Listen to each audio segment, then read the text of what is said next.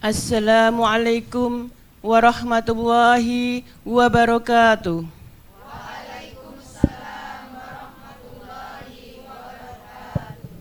Bismillahirrahmanirrahim. Alhamdulillahirabbil alamin. Wa bihi nasta'inu ala umurid dunya waddin. Wassalatu wassalamu ala asrafil anbiya'i wal mursalin wa ala alihi wa sahbihi ajmain. Amma ba'du.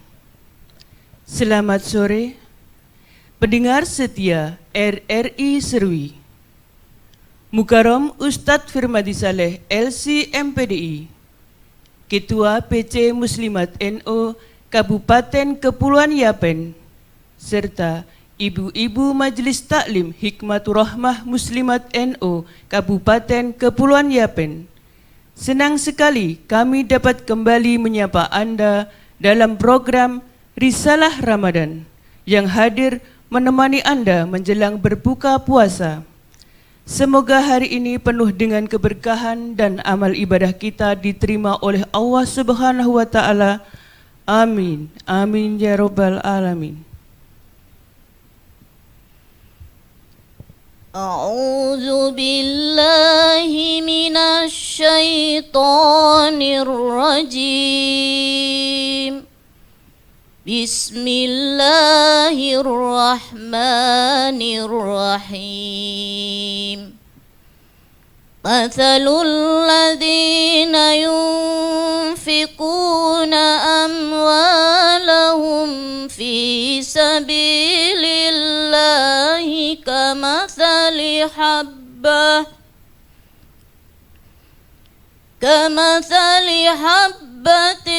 أنبتت 7 سنابل في كل سنبلة 100 حبة والله يضاعف لمن يشاء والله واسع عليم. Sadaqallahul azim. Dengan menyebut nama Allah yang Maha Pengasih lagi Maha Penyayang. Perumpamaan orang yang menginfakkan hartanya di jalan Allah seperti sebutir biji yang menumbuhkan 7 tangkai. Pada setiap tangkai ada 100 biji. Allah melipat gandakan bagi siapa yang Dia kehendaki, dan Allah Maha Luas, Maha Mengetahui, Maha benar Allah dengan segala firman-Nya. Pendengar RRI dimanapun Anda berada, sesuai firman Allah dalam Al-Quran Surat Al-Baqarah ayat 261 yang telah dilafalkan oleh Ibu Kartika dan Saridil Awah oleh Ibu Dirli, maka pada kesempatan sore ini kami dari Majelis Taklim Hikmatur Rahmah Muslimat NU Kabupaten Kepulauan Yapen akan menemani Anda kurang lebih 30 menit ke depan. Dan bersama narasumber kita pada sore hari ini, Al-Mukarram Ustadz Firmadi Saleh LC MPDI dengan membahas tema menggapai keutamaan puasa dengan sedekah. Pendengar setia RRI dimanapun Anda berada, di akhir sesi akan ada sesi tanya jawab yang pastinya akan bermanfaat dan doa. Oleh karena itu, tetaplah bersama kami selesai acara nanti. Baiklah ibu-ibu, mari kita sama-sama acara ini buka dengan membaca basmalah. Bismillahirrahmanirrahim. Selanjutnya mari kita dengarkan penyampaian tausiah kepada Al-Ustadz Firmadi Saleh LC MPTI dengan hormat disilakan.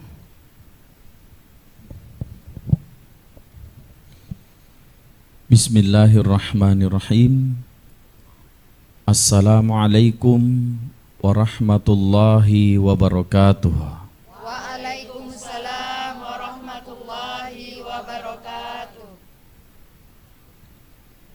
Alhamdulillahil qail Ya ayyuhalladzina amanu anfiqu mimma razaqnakum ila akhiril ayah. Assalatu wassalamu ala asyrafil anbiya'i wal mursalin wa ala alihi wa sahbihi ajma'in. Wa ba'd, para pendengar RRI di mana saja berada, ibu-ibu dari Majelis Taklim Hikmatur Rahmah PC Muslimat NU Kabupaten Kepulauan Yapen, semoga para pendengar dan ibu-ibu sekalian semuanya dalam keadaan sehat walafiat. Berkaitan dengan tema kita pada sore hari ini, yakni menggapai keutamaan puasa dengan bersedekah. Sepertinya tema ini dijadikan satu kalimat yang sungguhnya asalnya adalah dua esensi yang berbeda tetapi amat saling berkaitan. Allah Subhanahu wa taala, kita tahu bersama bahwa wa ma khalaqatul jinna wal insa illa liya'budun. Tugas utama kita diciptakan oleh Allah untuk beribadah. Tetapi Allah tidak membatasi bentuk dan ibadah seperti apa yang Allah perintahkan. Sehingga untuk lebih mengenal ibadah itu seperti apa yang menjadi kewajiban kita, Allah utus seorang Rasul untuk menjadi grand tutor, pedoman yang paling baik yang mengajarkan kepada kita seperti apa ibadah itu. Beliau mencontohkan tidak hanya dengan kata-katanya, tetapi juga dengan perbuatannya, bahkan kadang diamnya juga menjadi contoh. Setelah disimpulkan banyaknya ibadah yang diajarkan oleh Nabi, maka para ulama-ulama ini membuat satu garis bahwa ibadah yang diperintahkan Allah itu ada banyak macamnya. Ada ibadah yang diberikan aturannya sekaligus tata caranya serta larangan-larangannya. Itulah yang kita sebut dengan ibadah fardu atau ibadah wajib. Ada juga ibadah yang Allah sebutkan bentuknya, tetapi Allah serahkan kreativitasnya kepada kita dalam bentuk teknis pelaksanaannya. Salah satu daripada hal itu adalah ibadah yang disebut dengan ibadah maliyah, ibadah yang melibatkan harta. Kita biasa melaksanakan sholat sepanjang bulan Ramadan ini, ada banyak sekali sholat yang kita lakukan yang dilibatkan adalah anggota badan. Tetapi kita juga diminta untuk ikut menyertakan bagian daripada diri kita yang bukan badan kita tetapi masih milik kita untuk diikutkan dalam ibadah. Itulah yang kita sebut dengan harta. Karena itulah tidak kurang dari 50 ayat di dalam Al-Quran membicarakan tentang jenis ibadah ini. Kadang ibadah menggunakan harta itu menjadi wajib, diberi namalah dia zakat. Kadang ibadah itu harus punya bentuk secara material, diberi namalah dia infak. Dan kadang ibadah harta itu bisa berupa benda material atau bisa juga berupa moral, diberi nama dia dengan sedekah. Jadi supaya kita bisa bedakan, kalau infak itu harus ada bendanya, makanya harusnya kotak infak, tidak boleh kotak sedekah. Tapi kalau sedekah itu banyak macamnya, yang ada bentuknya dan tidak ada bentuknya sama-sama bisa sedekah. Nah, terkait sedekah ini adalah salah satu bentuk ibadah yang kita boleh kreatif. Mau sedekah seperti apa? Ibu punya senyuman yang manis, ketemu orang tersenyumlah, itulah bentuk sedekah. Ada orang yang kepengen ikut menyumbang dengan hartanya, hartanya jadi sedekah. yang tidak punya harta menyumbang dengan tenaganya, tenaganya jadi sedekah. Ada yang bisa bersedekah karena kelebihannya adalah ilmu, ada yang sedekahnya karena kelebihannya adalah akal yang jernih sehingga ide-idenya brilian. Semuanya itu adalah bentuk-bentuk sedekah. Sehubungan dengan bulan suci Ramadan, tentunya kita mengetahui bahwa di dalam Islam itu ada dua istilah. Di dalam beramal baik ada namanya amal yang fadol, ada namanya amal yang afdol. Amal yang fadol itu amal yang sesungguhnya kita semua tahu bahwa itu benar, itu baik, dan bila kita lakukan maka itu mulia. Tetapi dia menjadi afdol bila amal baik tersebut dilakukan tepat pada waktunya. Jadi sebagaimana ada orang yang mau makan ketika dia masih dalam keadaan kenyang, itu baik. Tetapi ketika dia makan dalam keadaan sudah sangat lapar, itu jauh lebih baik.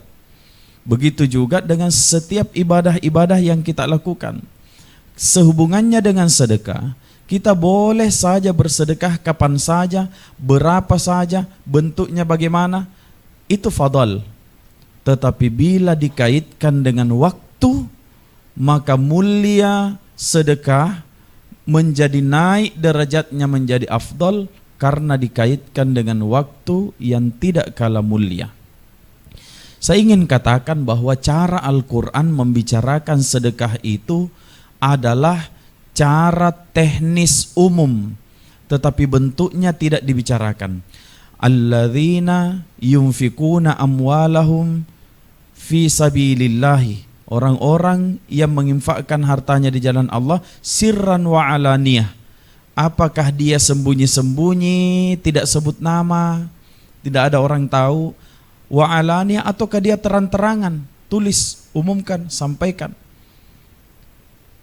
Begitu juga orang-orang alladzina yunfikuna fis sarra'i wad dharra, orang-orang yang infaknya itu dalam keadaan susah, sempit, atau dalam keadaan dia lagi sejahtera. Hanya itu yang dibicarakan Quran. Quran tidak bilang infaknya harus banyak. Quran tidak bilang sedekahnya harus besar. Teknis dan berapa yang mau kita keluarkan itu urusan kita. Tetapi Allah hanya memberikan jalannya, banyak-banyaklah bersedekah sekalipun sedekahnya tidak banyak. Saya ulangi, banyak-banyaklah bersedekah sekalipun sedekahnya tidak banyak. Para pendengar di mana saja berada, di dalam agama kita, kedudukan sedekah ini sangat penting, bahkan merupakan separuh daripada agama. Sebab orang yang baik hubungannya kepada Allah tetapi abai kepada sesama, berarti ibarat orang yang jalan dengan satu kaki. Begitu juga orang yang baik sekali perangainya kepada orang lain, tetapi hubungannya dengan Allah tidak baik, berarti hilang juga kakinya. Zaharal fasada fil barri wal bahri bima kasabat aydin nas illa bihablim minallah wa hablim minan nas. Kita diperkenalkan dua istilah, hablum minallah, hablum minan nas. Hablum minallahnya silahkan urus masing-masing, bagaimana ibadah kita kepada Allah. Salatnya bagaimana, puasanya bagaimana, mau hajinya bagaimana. Tetapi hablum minan nas, mari kita juga ikut perhatikan supaya tidak mengabaikan hak-hak dari saudara kita. Terakhir, untuk lebih memahamkan kita, saya ingin kasih satu pertanyaan yang unik. Mengapa unik? Bila Bapak Ibu sekalian pendengar serta ibu-ibu yang ada di studio, bila Bapak Ibu sekalian bekerja dari pagi sampai malam, besoknya kerja lagi, seminggu bekerja, sebulan bekerja, sampai punya harta yang cukup.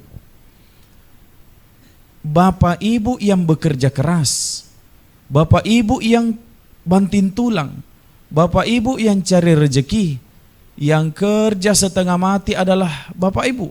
Tetapi begitu rezeki sudah punya, tiba-tiba Allah mengatakan di dalam hartamu ada haknya orang miskin. Pertanyaannya, kenapa orang miskin punya hak di dalam harta kita?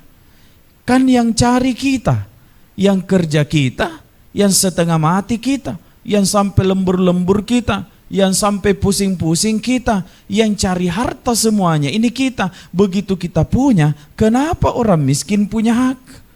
Dari mana orang miskin itu punya hak? Kok bisa tiba-tiba ketika kita sudah punya, orang miskin tiba-tiba punya hak di dalamnya? Itu logika kita bila memikirkan ini sepertinya kok ganjil ajaran agama ini. Sepertinya ya.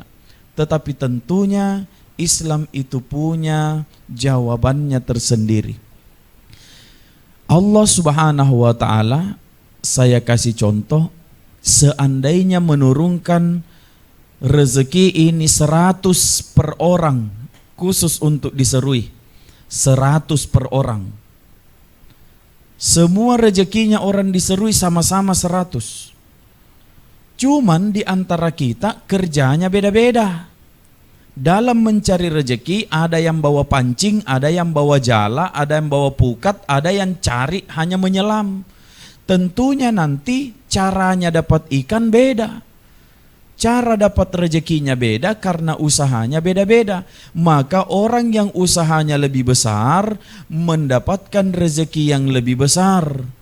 Tentu saja karena cara usaha ikhtiarnya lebih besar. Karena itulah yang tadi rezeki 100 untuk semua orang mengalir kepada dia.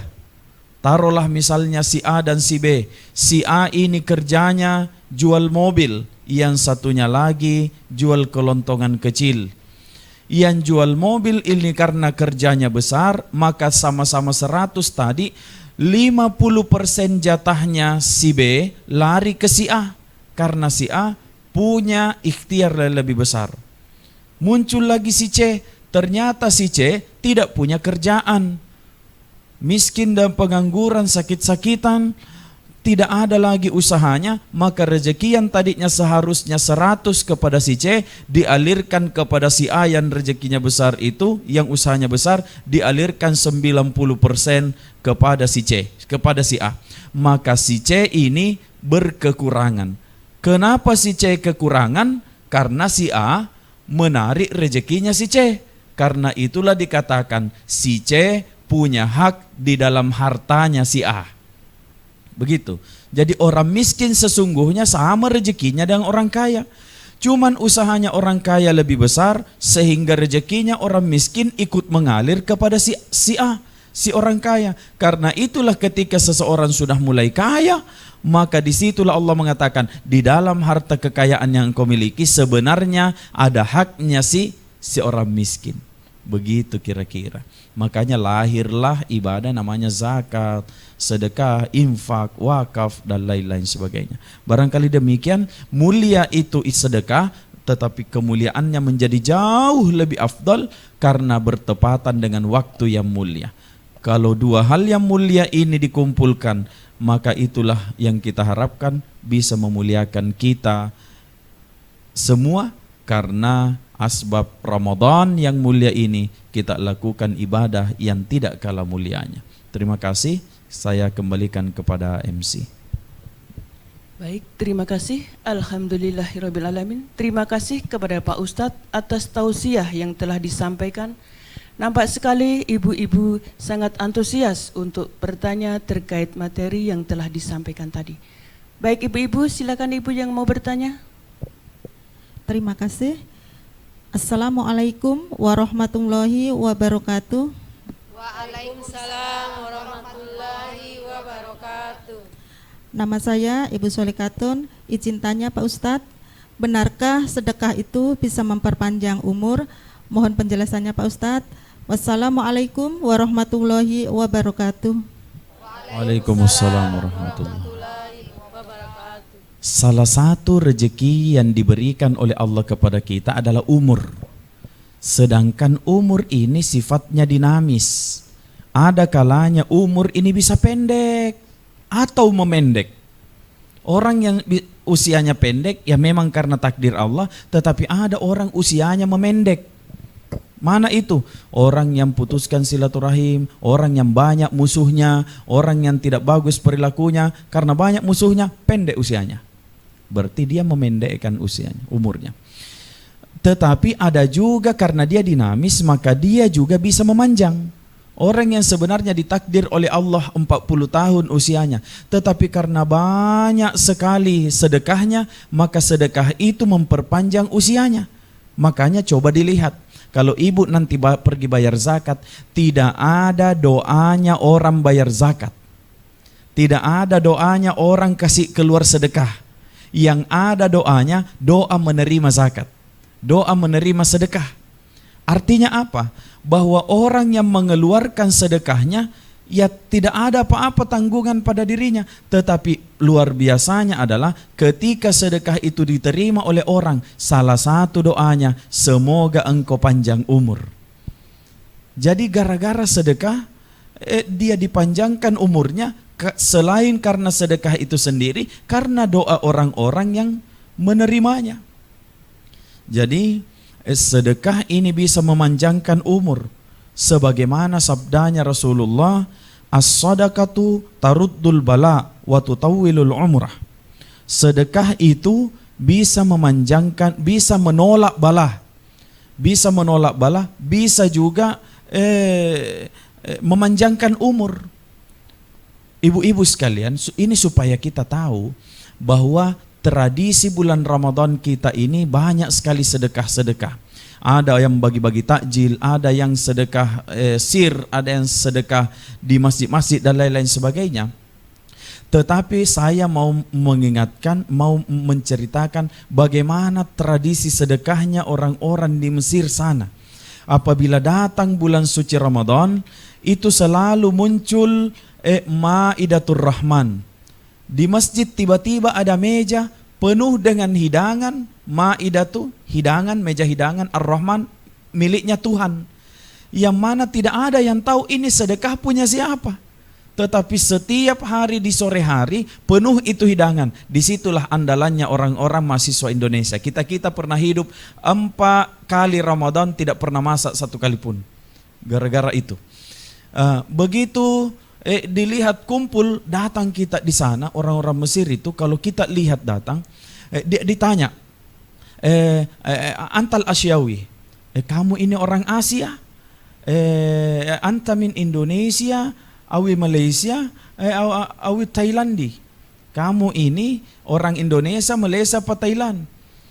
Ada yang mengatakan, kamu tahu itu kenapa dia tanya-tanya begitu? Dia mau bedakan kita dengan orang Asia yang lain, seperti Brunei misalnya.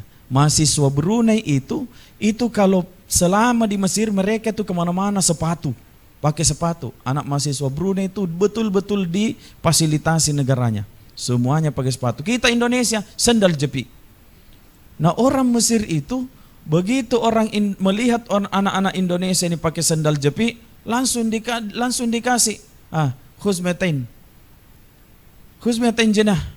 Jenah itu bahasa Arab Mesir Amiyah, dia bilang begini, ambil nih 200 pound, pergi beli sandal sana. Jadi tidak ada, orang sedekah itu betul-betul tidak pilih-pilih waktu, tidak pilih-pilih kondisi, begitu ada kesempatan langsung sedekah. Dan ketika mereka ditanya, kenapa usia rata-rata orang Mesir lebih panjang ketimbang usia rata-rata orang Indonesia?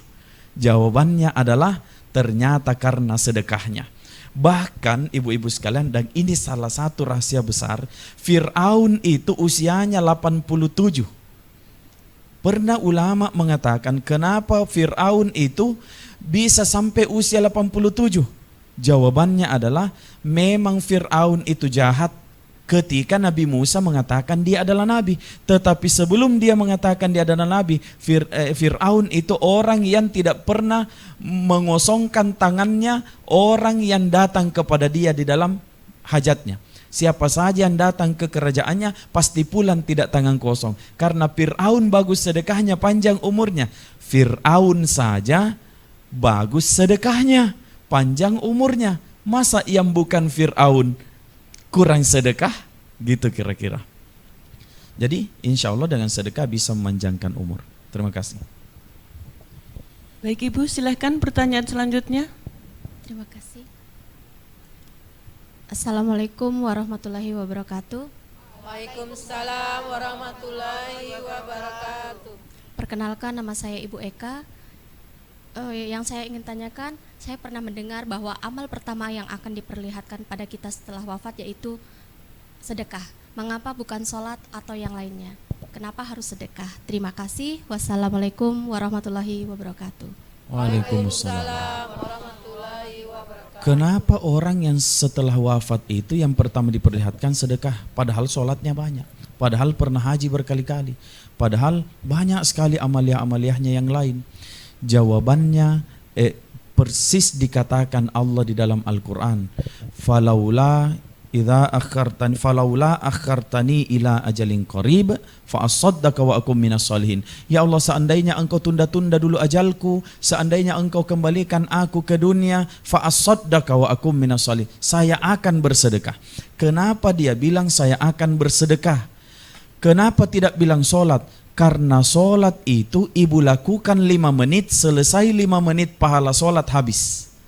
Ibu berangkat haji 1 bulan haji, lewat 1 bulan selesai hajinya, pahala haji selesai.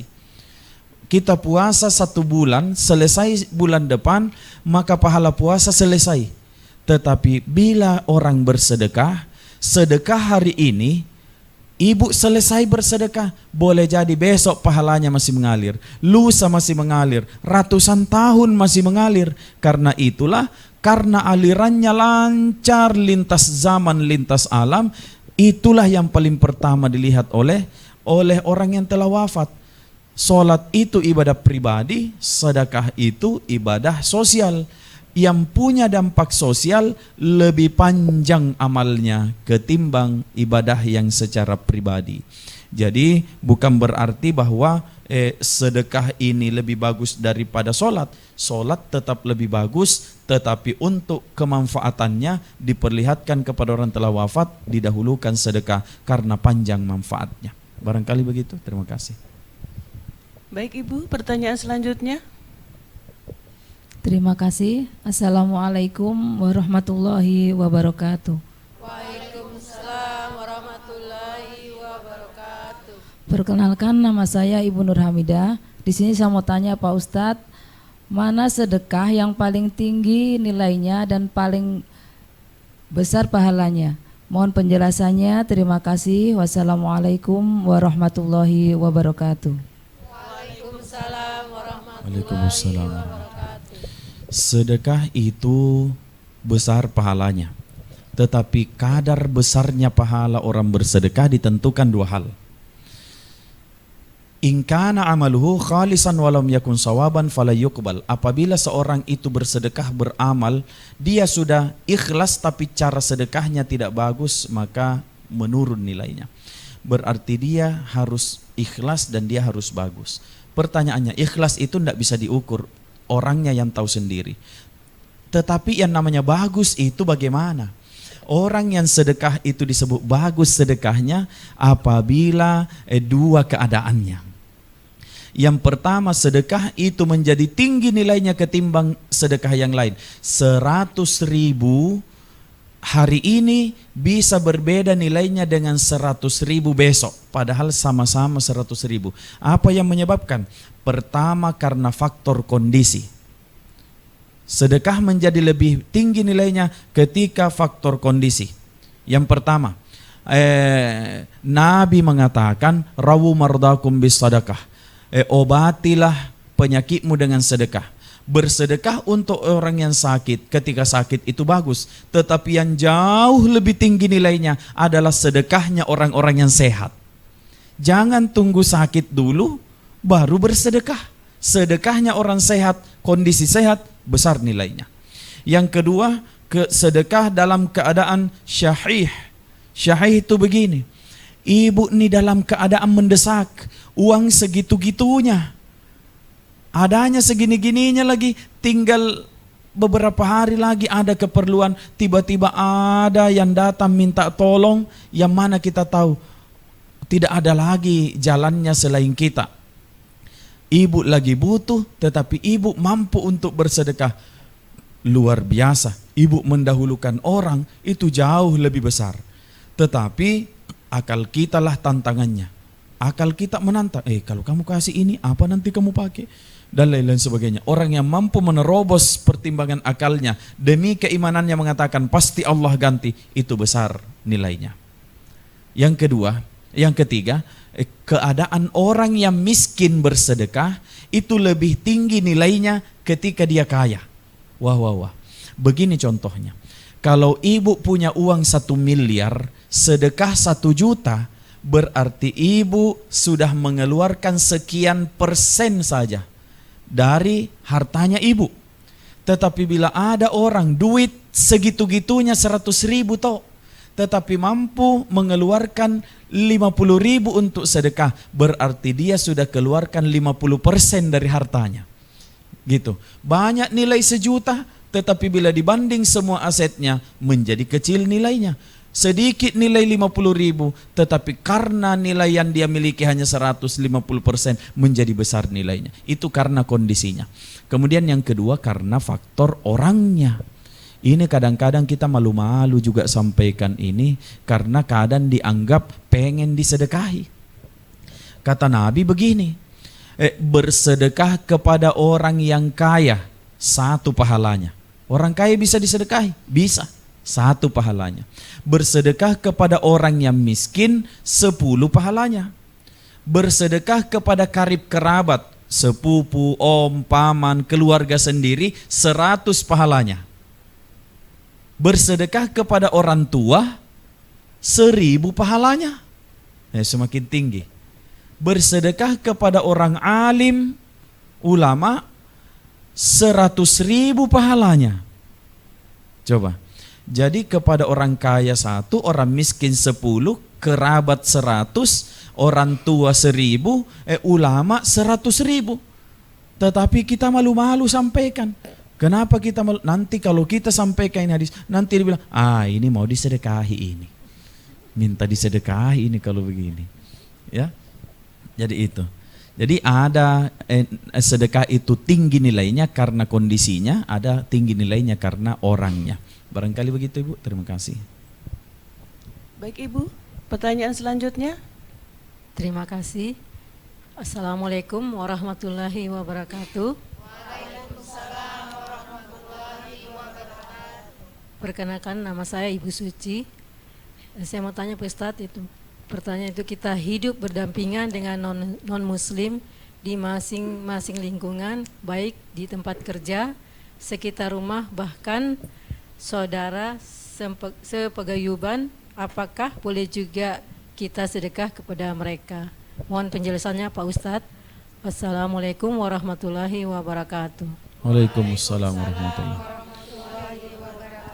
Pertanyaan ini sangat relevan dengan kita diserui ini, yang hidup berdampingan dengan saudara kita non-muslim, baik itu tetangga, teman kantor, teman sepergaulan dan lain-lain sebagainya. Boleh sedekah sama mereka. Sebelum saya jawab boleh, saya mau ajak Ibu menyimpulkan.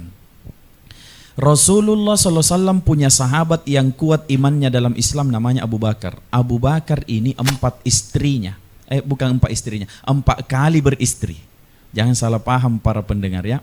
4 kali beristri, bukan 4 istrinya. 4 kali beristri. Istri pertamanya namanya Qutailah. Qutailah ini melahirkan Asma binti Abu Bakar. Istri keduanya namanya Ummu Ruman, melahirkan Sayyidatina Aisyah binti Abu Bakar. Saya cerita 2 ini saja. Apa bedanya Qutailah istri pertama Ibunda Asma dengan Ummu Ruman Ibunda Aisyah?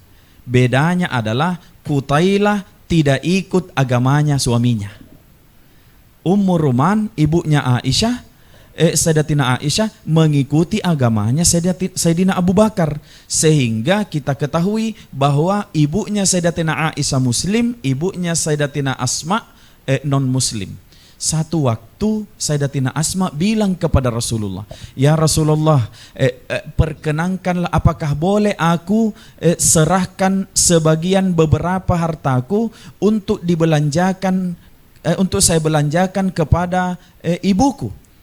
Bahasa begini, "Boleh enggak ya Rasul, saya sedekah kepada saya punya ibu?" Kata Rasulullah, tasaddaqatha, sedekahlah kepadanya. Sedekahlah kepadanya. Rasulullah orang Muslim, Sayyidatina Asma orang Muslim, ibunya Sayyidatina Asma Qutailah non Muslim, tapi Nabi mengatakan sedekahlah kepadanya. Ini berarti jawabannya, boleh enggak kita sedekah kepada non Muslim? Jawabannya boleh. Ini dicontohkan sendiri. Kemudian yang kedua, ketika Nabi hijrah ke Madinah, di Madinah itu ada orang-orang dari suku Bani Quraidah dan Bani Nadhir. Orang-orang Muslim ini keluarganya, orang-orang muhajir, orang-orang Ansor di Madinah ini keluarganya banyak yang non-Muslim di Bani Quraidah dan Bani Nadhir. Tapi mereka tidak mau sedekah kepada dua suku ini karena dia bilang, "Saya tahan sedekahku sampai kamu mau masuk Islam. Kalau kau mau masuk Islam, saya kasih kalian sedekah. Saya selalu sedekah sama kalian." Lalu melihat persoalan ini, sahabat ada yang tanya, "Ya Rasulullah, itu banyak sahabat tidak mau sedekah sama keluarganya karena keluarganya belum Islam.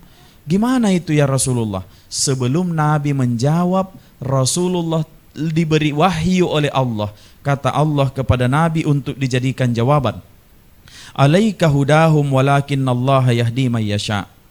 Bukanlah engkau yang memberi hidayah wahai Muhammad, tetapi Allah yang memberi hidayah kepada siapa yang dikehendaki. "Wa ma tunfiqu min khairin fali anfusikum." Apa saja yang engkau infakkan kepada mereka yang non-muslim itu, fali anfusikum, kebaikannya adalah untukmu. Sejak hari itu orang-orang Ansar bersedekah kepada keluarganya Bani Nadhir dan Bani Quraidah sekalipun mereka belum Islam. Sebab Allah mengatakan, kalau engkau berinfak, apa saja yang engkau infakkan, fali anfusikum, kebaikannya adalah untukmu. Ini bermakna bahwa bolehnya seseorang berinfak kepada non-muslim. Yang terakhir adalah infak kita, sedekah kita sebagai bentuk kebaikan kita kepada saudara kita non-muslim adalah bentuk syiar Islam di tengah-tengah persaudaraan ini. Supaya orang melihat yang penting ada orang Islam, pasti baik itu. Kalau nyebut nama si anu, baik itu. Apa agamanya? Islam. Supaya orang Islam ini kelihatannya. Jangan sebaliknya. Yang mana itu orangnya? Itu tuh, aduh, enggak usah kau ke sana, itu pelit itu. Jangan ke sana. Apa agamanya? Islam. Aduh, jangan seperti itu. Jadi bersedekah kepada non muslim itu bentuk daripada syiar. Terima kasih. Masih ada yang ingin ditanyakan Ibu? Silakan. Masih ada Pak Ustadz. Assalamualaikum warahmatullahi wabarakatuh. Perkenalkan, nama saya Ibu Juniati. Yang ingin saya tanyakan Pak Ustadz, bagaimana hukumnya orang yang mengungkit-ungkit sedekah? Mohon penjelasannya Pak Ustadz. Terima kasih. Wassalamualaikum warahmatullahi wabarakatuh. Waalaikumsalam warahmatullahi wabarakatuh. Mengungkit-ungkit sedekah, salah satu penyakitnya orang-orang yang sudah sedekah. Kau lihat itu baju itu yang pakai, saya dulu yang kasih itu. Lihat kau lihat itu di belakangnya, di lipatan lehernya itu ada nama aku di situ. Cuma saya tidak kasih tahu dia. Kamu tahu itu? Bulan lalu itu 3 bulan arisannya tidak dibayar. Saya semua yang bayar itu. Ya, hal-hal yang seperti ini bentuk-bentuk mengungkit-ungkit sedekah. Allah sudah katakan di dalam Al-Quran, alladzina yunfikuna amwalahum fi sabilillah, orang-orang yang menginfakkan hartanya di jalan Allah, nanti disebut infak di jalan Allah, nanti disebut sedekahnya itu sedekah yang baik, thumma la yatbi'una ma anfaqu manna wala aza, yakni orang yang la yatbi'u ma anfaqu, dia tidak ungkit-ungkit apa yang dia infakkan, manna wala adha, juga tidak sakiti hatinya orang.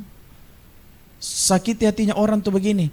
Ketika dia dulu masih besti, ke sana kemari dia sama-sama. Satu baju dipakai berdua, jilbab pinjam pakai dan lain-lain sebagainya. Pokoknya akrab sekali. Begitu tiba-tiba ada kesalahpahaman di antara mereka. Dia ungkit-ungkit, kau tahu itu kemarin itu, tidak bisa kamu tampil begitu kalau bukan saya kasih baju dan lain-lain sebagainya. Itu mengungkit-ungkit, menyakiti perasaan. Ataukah orang yang menginfak kepada orang lain lalu sengaja diungkit-ungkit, ini ya, kau terima ini ya, saya mau kasih tahu apa bentuknya ini sekarang. Salah satu bentuk modernnya mengungkit-ungkit adalah ada orang membawa hartanya kepada orang miskin, tapi yang dia bawa di tangan kanannya ada uang, di tangan kirinya ada kamera. Guys, ini kita serahkan dulu ya guys. Ini Bapak Ibu. Jadi untuk kepentingan konten-konten yang begini, itu bisa menyakiti hatinya orang yang disedekahi. Malu kita masuk di kontennya orang sebagai orang-orang miskin, sebagai orang-orang yang sakit. Kita memang miskin, tapi saya yakin tidak ada orang miskin yang mau dipublikasikan kemiskinannya. Kecuali bila yang diinfakkan itu adalah harta bersama.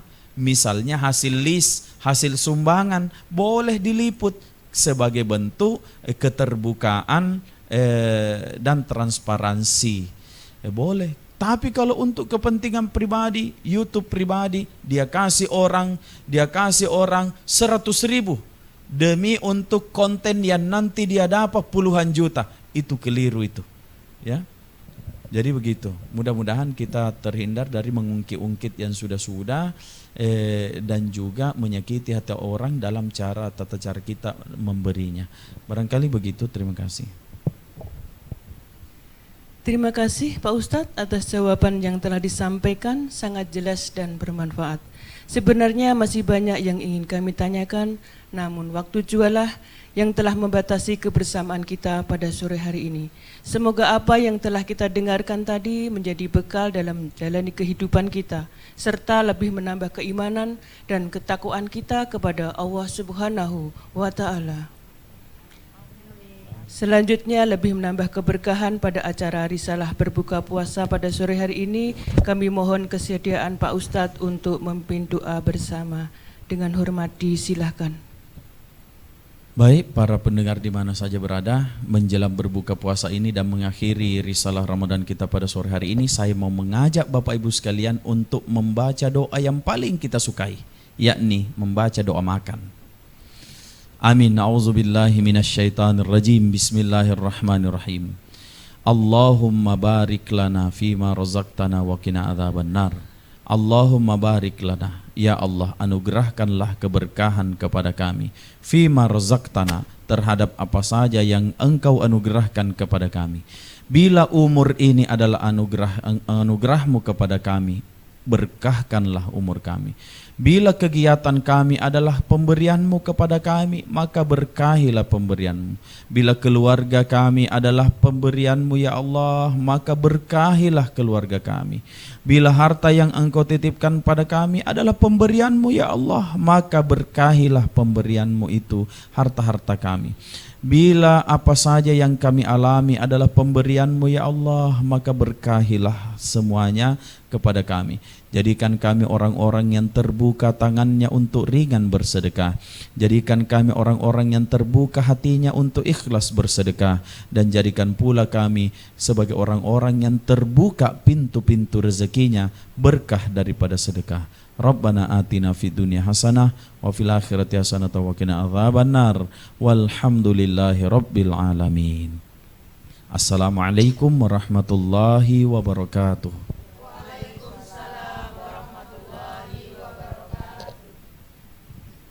Pendengar setia RRI Serui, demikianlah rangkaian acara Risalah Ramadan. Semoga apa yang telah disampaikan memberikan manfaat dan menjadi bekal dalam menjalani ibadah puasa, serta meningkatkan keimanan kita dan ketakwaan kita kepada Allah Subhanahu wa Ta'ala. Akhirnya saya Hajah Laili Saadah selaku MC mengucapkan terima kasih kepada Pak Ustadz yang telah memberikan tausiah dan ibu-ibu Majelis Taklim Hikmatur Rahmah Muslimat NU Kabupaten Kepulauan Yapen yang telah hadir pada sore hari ini. Mohon maaf apabila ada kekurangan. Sampai berjumpa lagi pada kesempatan yang akan datang. Selamat berbuka puasa dan tetap semangat untuk beribadah. Baik ibu-ibu, sebelum acara ini kami tutup, mari kita sama-sama membaca surat Al-Asr. Bismillahirrahmanirrahim. Wal 'ashr. Innal insana lafi khusr. Illal ladzina amanu wa 'amilus sholihat. Wa tawassaw bil haqq wa tawassaw bis sabr. Baik ibu-ibu, mari acara ini kita tutup dengan membaca hamdalah dan doa kafaratul majelis. Alhamdulillahi Rabbil Alamin. Subhanakallahumma wa bihamdika ashhadu an la ilaha illa anta astaghfiruka wa atubu ilaik. Wallahul muwafiq ila aqwamit thoriq. Wassalamualaikum warahmatullahi wabarakatuh.